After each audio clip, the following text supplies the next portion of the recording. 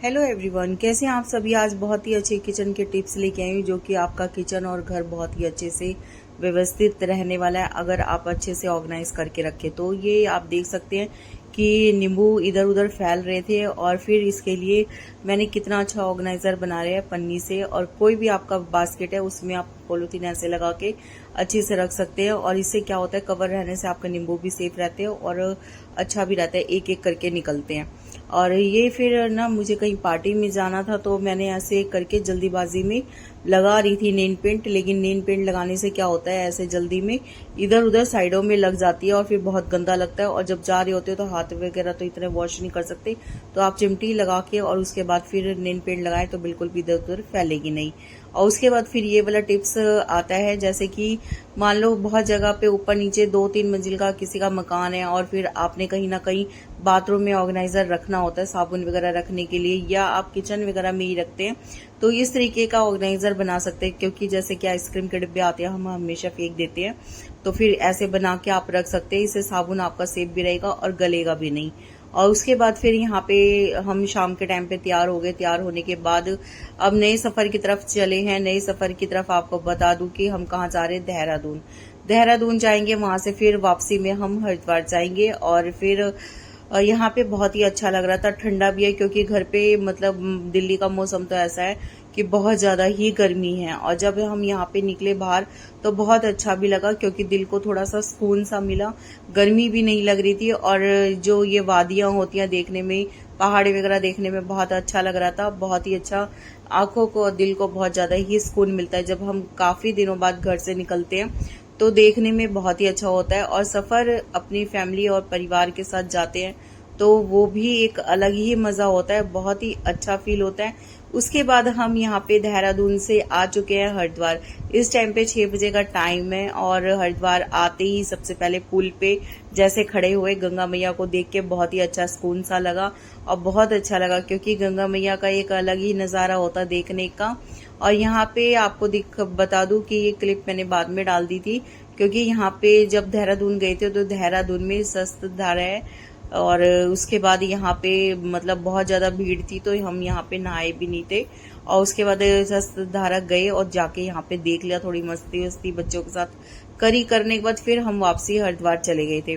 तो जब हरिद्वार गए तो उसके बाद ही वहां पे हम नहाए थे। तो जैसे कि मैंने आपको दिखाया था कि हरिद्वार का क्लिप लगा दिया था, तो वो आपने देखा था कि हरिद्वार भी पहुंच गया। उसके बाद यहाँ पे थोड़ी सी भूख लगाई थी हमें, तो फिर हमने यहाँ पे वो ले लिया था मक्का, छली बोलते हैं हम तो, लेकिन आप क्या बोलते हैं वो आप बताना। और उसके बाद जब मकई के दाने ले लिया और उसे उबले हुए और उसके बाद खाया बिल्कुल गर्मा गर्म, क्योंकि ठंडक में गर्मा गर्म बहुत अच्छा लगता है। उसके बाद फिर हम हरिद्वार के लिए निकले थे।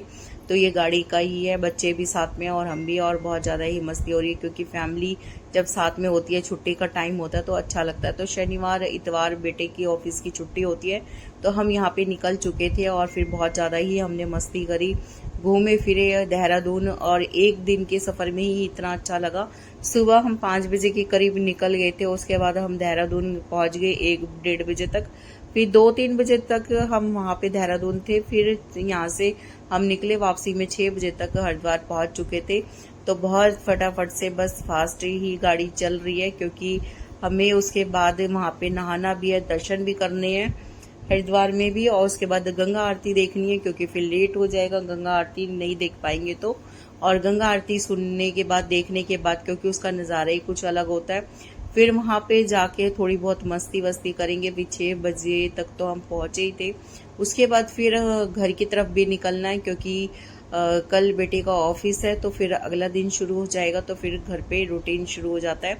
तो यहाँ पे हम मतलब हरिद्वार नहा लिए थे। नहाने के बाद फिर हमने यहाँ पे पूड़ी और सब्जी ली और वो हमने खाया यहाँ पे। और उसके बाद फिर फोटो वगैरह कुछ क्लिक कर रहे थे, तो क्योंकि यादगार रहती है, याद रहती है कि कब गए थे और क्या क्या मस्ती करी। तो बहुत ही हमने यहाँ पे मस्ती करी थी। तो जैसे कि हमने पूरी सब्जी खा ली थी जाते, क्योंकि सुबह के निकले हुए थे तो कुछ खाया हुआ नहीं था।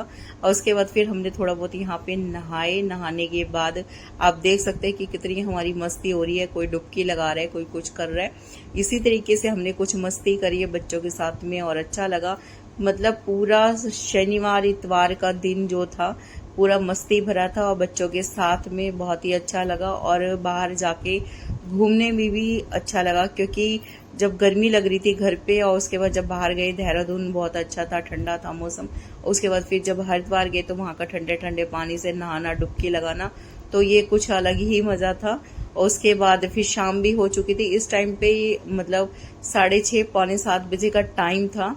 और उसके बाद क्योंकि 7:15 बजे के करीब आरती शुरू हो जाएगी, तो बस अब नहा लिए। नहाने के बाद कपड़े वगैरह हम चेंज करेंगे। चेंज करने के बाद फिर फटाफट से आरती के लिए तैयार रेडी हो जाएंगे। तो फिर आरती देखेंगे।